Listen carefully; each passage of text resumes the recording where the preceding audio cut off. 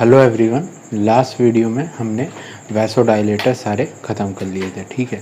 और वैसोडाइलेटर के साथ साथ तुम्हारा काफ़ी हिस्सा, काफ़ी ड्रग्स और उनके मैकेनिज़्म एक्सप्लेन हो गए थे, ठीक है। अब इसके बाद जो जो टॉपिक हैं, मतलब एंजाइना और ये वाला हाइपरटेंशन, इसमें मैं ड्रग के नाम बोलूँगा, नाम के साथ तुमको जिसमें जो जो ड्रग आएगा लगभग more than 90% of the drug तुमको समझ आ जाएगा कि कहाँ पे एक्ट कर रही है।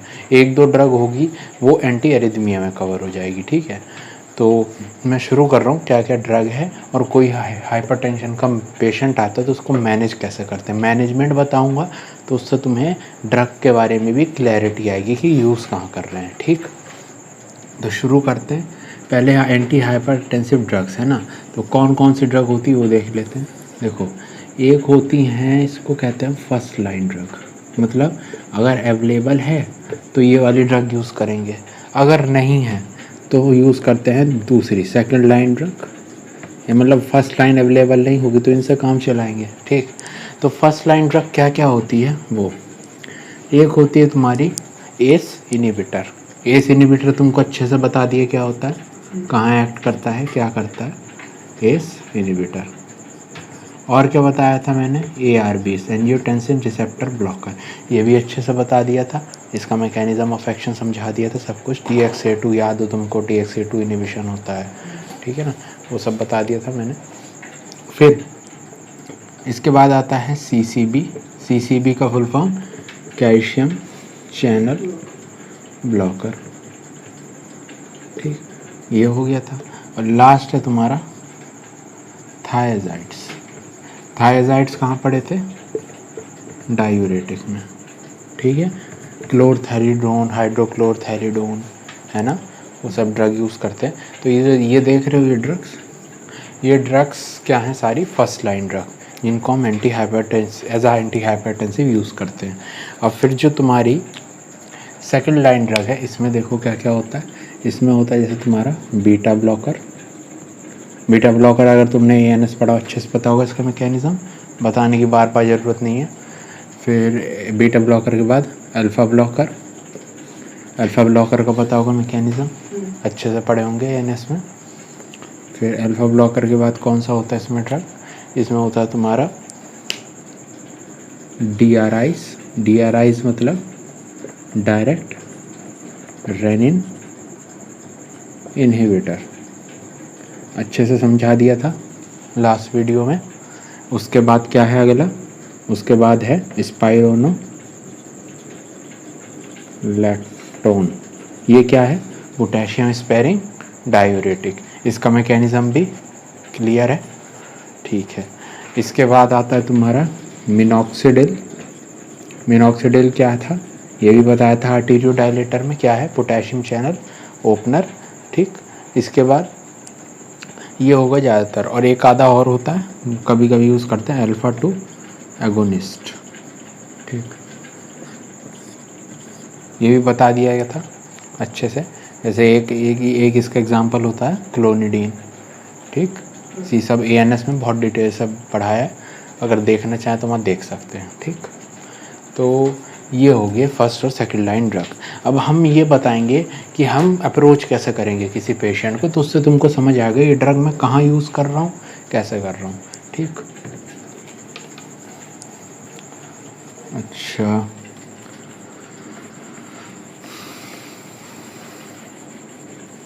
ठीक।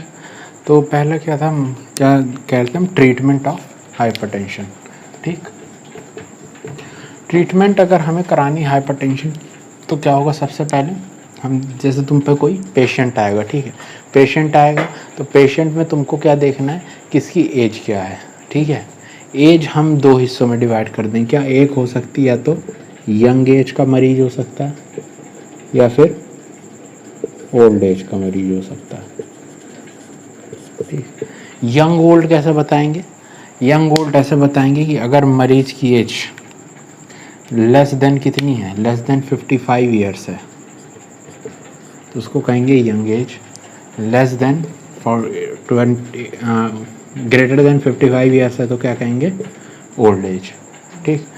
अब इसका मतलब क्या, इसका फ़ायदा क्या, देखो अगर यंग एज है तो ऑर्गन्स भी वेल फंक्शनिंग, अच्छे काम करने वाले होंगे। अगर वो अच्छे से काम करेंगे मतलब किडनी भी अच्छे से काम करेगी। किडनी अगर अच्छे से काम करेगी मतलब रेनिन भी ज़्यादा निकलेगा, अच्छे से निकलेगा, ठीक है। और यहाँ पे ओल्ड ऑर्गन है, ढंग से काम नहीं करेंगे तो रेनिन यहाँ पे कम निकलेगा, ठीक।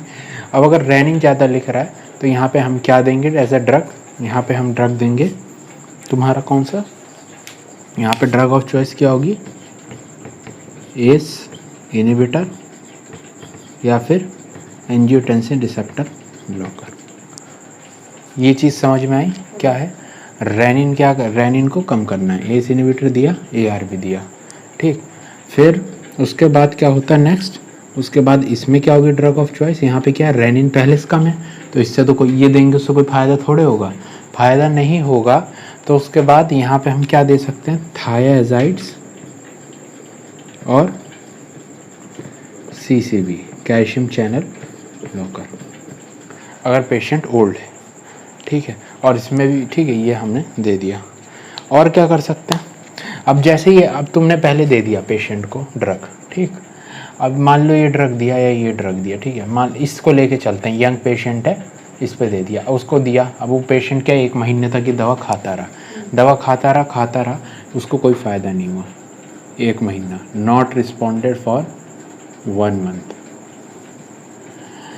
वापस आया, कहेगा कि सर नहीं काम कर रही दवा, तो हम क्या करेंगे इसमें एक नया ड्रग ऐड कर देंगे। कौन सा ऐड करेंगे, हम यहाँ पे ऐड करते हैं कैल्शियम चैनल ब्लॉकर। मतलब जैसे ये था, एस इनहिबिटर था और ARB था, उसने कहा सर काम ही नहीं कर रहा, तो हमने क्या ऐड कर दिया, कैल्शियम चैनल ब्लॉकर।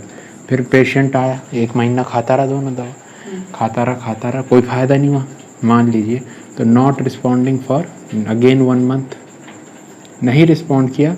तो फिर आया सर कोई काम ही नहीं हो रहा है दवाओं से, तो हमने क्या किया, हमने फिर इसमें एक और ड्रग ऐड कर दिया। कौन सा ड्रग ऐड कर दिया, थायाजाइड, ठीक है। थायराइड पता है ना, ये तुम्हें पता होनी चाहिए, सब डिटेल में पहले बता चुका हूँ मैं अच्छे से। तो थायराइड दे दिया। अब फिर 1 महीना खाता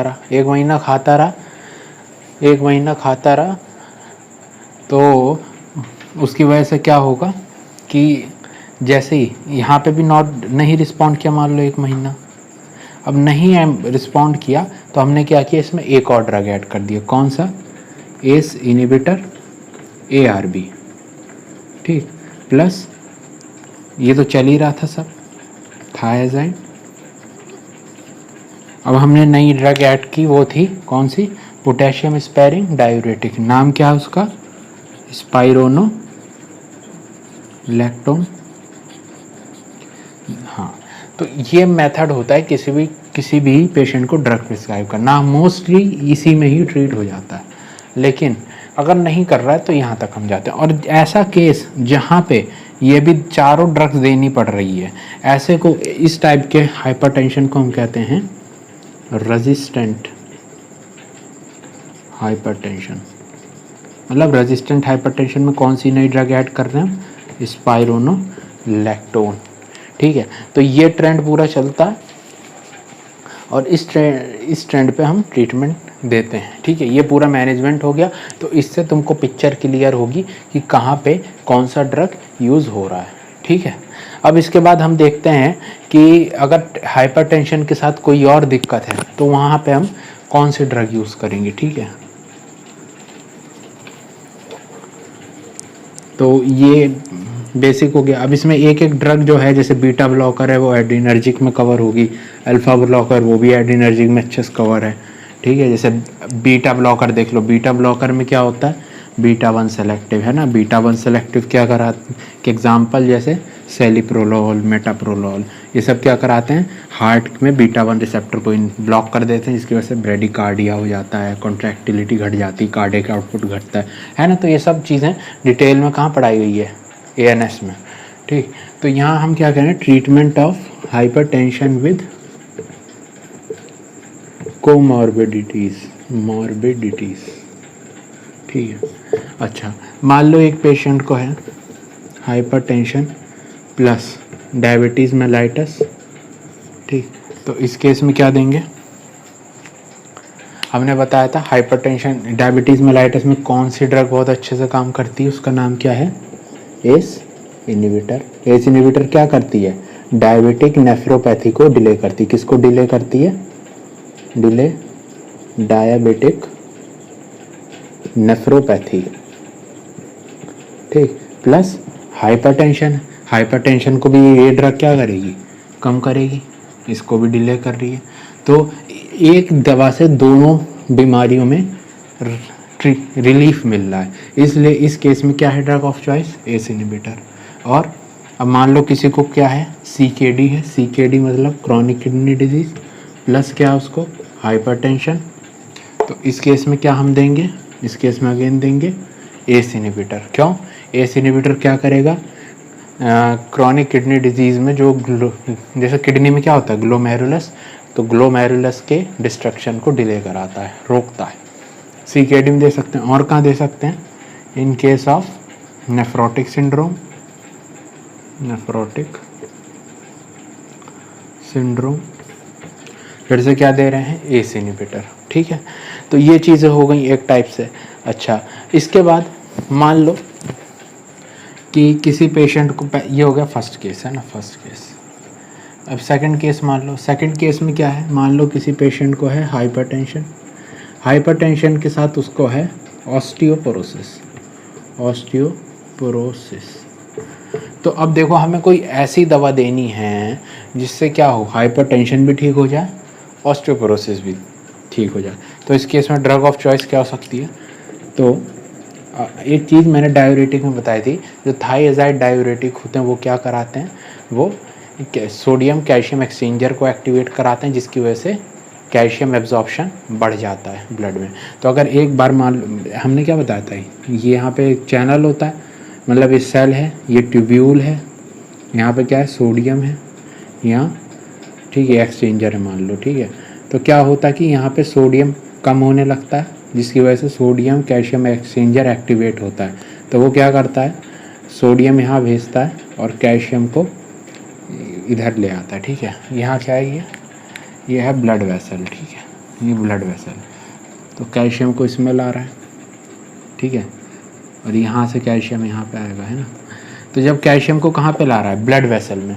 अगर ब्लड वेसल में कैल्शियम आ रहा है तो ब्लड वेसल से कहाँ जाएगा कैल्शियम, बोन्स में, और बोन्स में क्या हो जाएगा, बोन्स में वापस, अगर बोन वीक हैं तो वहाँ पे मान लीजिए बोन वीक हैं तो यहाँ पे कैल्शियम डिपॉजिट होगा, और जिसकी वजह से क्या होगा, बोन जो है वापस नॉर्मल हो जाएगी, ठीक ना। तो ये ड्रग ऑफ चॉइस यहाँ पे क्या होगा, थाइआज़ाइड्स। और ये चीज़ बहुत डिटेल में कहाँ पे बताई गई है, डायूरेटिक्स में। ये चीज़ आपको देखनी है तो डायूरेटिक्स में देख सकते हैं, ठीक। बार बार वही चीज़ नहीं रिपीट करने से क्या मतलब है ना। थर्ड, अगर किसी को क्या है, मान लीजिए हाइपरटेंशन है, हाइपरटेंशन के साथ क्या हो सकता है उसको, मान लो हार्ट अटैक आया हो या स्टेबल एंजाइना हो, ठीक है। स्टेबल एंजाइना क्या होता है अभी अगले एंजाइना वाले में बता देंगे, ठीक है। ये सारी प्रॉब्लम है। तो इस ऐसे में क्या होगा, या मान लो माइग्रेन भी है, तो हमको ऐसी दवा देनी है जो दोनों फ़ायदा करे, हाइपरटेंशन में भी, MI में भी, स्टेबल एंजाइना ये। तो ऐसे में हम क्या देंगे, ऐसे में हमारा ड्रग ऑफ चॉइस क्या होता है, बीटा ब्लॉकर।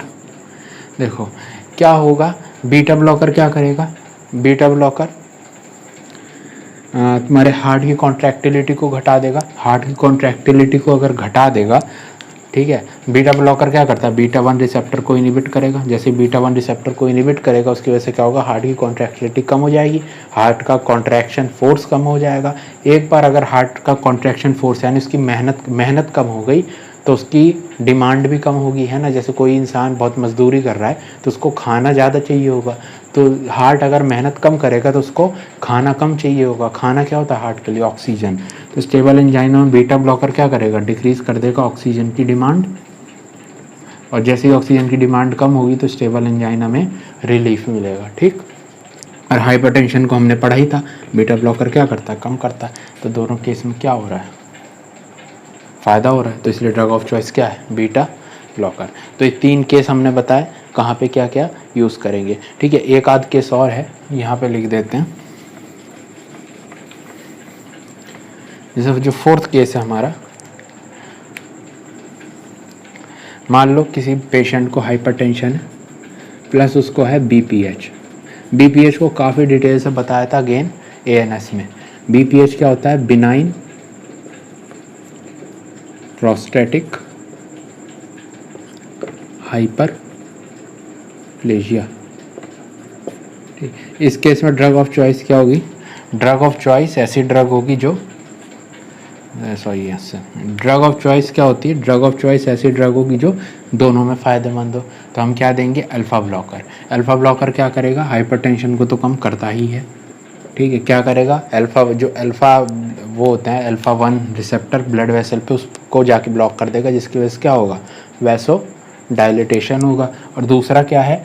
बीपीएच में क्या करेगा? जो अल्फ़ा रिसेप्टर उस पे हैं प्रोस्टेट ग्लैंड पे, उनको जाके ब्लॉक करेगा, जिसकी वजह से जो प्रोस्टेट है वो रिलैक्स हो जाएगा और बीच का यूरेथ्रा वो ओपन हो जाता है और यूरिन ईजिली पास आउट हो सकता है, ठीक है। इसको बहुत अच्छे से इसके रिसेप्टर के सब टाइप के बेसिस पे अल्फ़ा उसमें अल्फ़ा ब्लॉकिंग उसमें पढ़ा रखा है अच्छे से, ठीक है, एएनएस में। तो खैर यहाँ पे क्या दे रहे हैं हम? Drug of choice alpha blocker, ठीक। अच्छा, ये कुछ केस हो गए कि हम कहाँ पे क्या क्या देंगे, ठीक। और क्या, और कोई केस? ठीक है, इतना बहुत है। इसके बाद हम दो और टर्मिनोलॉजी उसको अच्छे से डिस्कस कर लेते हैं। और वो दो टर्मिनोलॉजी क्या क्या हैं वो कई बार वीडियोस में बता दी गई हैं, आज थोड़ा उसको डिटेल में पढ़ लेंगे, ठीक है। बाकी तो वही है।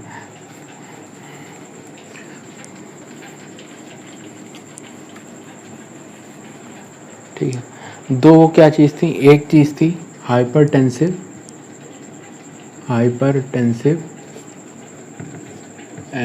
एमरजेंसी, ठीक है। हाइपरटेंसिव एमरजेंसी, किसी भी चीज़, किसी भी हाइपरटेंशन को इमरजेंसी तब कहेंगे जब बीपी क्या हो? बीपी ग्रेटर देन हो 225/120 mm ऑफ Hg। इससे अगर ज़्यादा है बीपी तो हम कहेंगे कौन सी? और प्लस क्या हो साथ में? प्लस क्या हो? ऑर्गन डैमेज हो, प्रेजेंट हो, ऑर्गन डैमेज प्रेजेंट हो। इस कंडीशन को क्या कहेंगे? हाइपरटेंसिव एमरजेंसी, ठीक। अब एमरजेंसी कंडीशन है तो इसमें ड्रग किस फॉर्म में देंगे? ओरल की IV? IV drugs are preferred. अगर आईवी ड्रग्स देंगे तो यहाँ पे क्या होता है वो देखो। यहाँ पे जो मेन ड्रग ऑफ चॉइस होती है, स्पेशली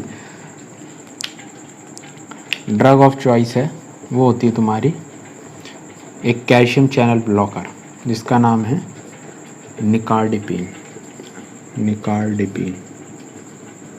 ठीक है। और भी ड्रग दे सकते हैं। और क्या क्या ड्रग दे सकते हैं? इसमें बहुत सारे हैं। ड्रग ऑफ चॉइस ही समझ आ गया। और एक और ड्रग ऑफ चॉइस होता है इन प्रेगनेंसी, वो होती है तुम्हारी लेवेटलॉल। क्या? लेवेटलॉल, ठीक, लेवेटलॉल। और भी ड्रग देख सकते हैं। क्या क्या ड्रग हैं? ड्रग के यहाँ नाम लिख देते हैं। ड्रग के क्या क्या नाम हो सकते हैं ना। तो ड्रग के जैसे एक नाम होता है, जैसे एक है हाइड्रालाजीन। हाइड्रालाजीन बताया था आर्टीरियो डायलेटर में अच्छे से कि क्या क्या करता है। फिर एक हो सकता है एस्मोलॉल। एस्मोलॉल बीटा ब्लॉकर होता है। एस्मोलॉल हो गया, हाइड्रालाजीन हो गया, लेवेटलॉल बता दिया, निकार्डिपिन कैल्शियम चैनल ब्लॉकर बता दिया। और क्या हो सकता है? एक होता है इनैलाप्रिलेट, ये भी बता दिया था मिक्स डायलेटर में क्या होता है ना, इनैलाप्रिलेट। और क्या हो सकता है? फ्यूरोसेमाइड, ये भी बता दिया था डायूरेटिक्स में, ठीक है। इसमें ज़्यादातर ड्रग वही हैं जो बताए गए हैं कहीं ना कहीं। फिर सोडियम नाइट्रोप्रोसाइड, ठीक है। अब तुमको जैसे यहाँ पे एग्ज़ाम में लिखना होगा तो इनके डिटेल में मैकेनिज़्म यूज समझा देना जो वहाँ बताए हैं ना, मेन चीज़ वही पड़ेगी पूरी। और ठीक है, तो लगभग इतने ड्रग हैं किसमें?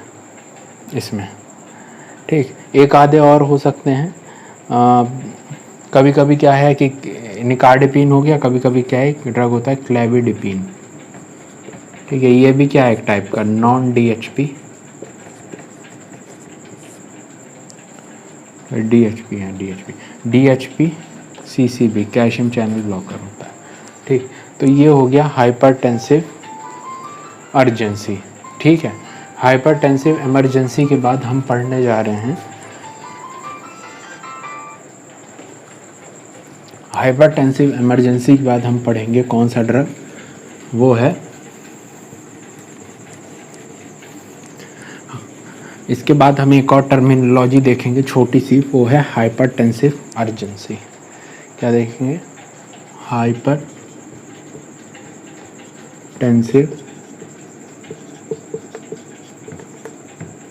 अर्जेंसी। ठीक, हाइपरटेंसिव अर्जेंसी को देखो, इसमें क्या कंडीशन होगी, पहली चीज़ बीपी कितना होना चाहिए, greater than 220/125 mm of mercury, इससे ज़्यादा होना चाहिए, प्लस नो ऑर्गन डैमेज, क्या कोई भी ऑर्गन डैमेज नहीं होना चाहिए, नो ऑर्गन डैमेज।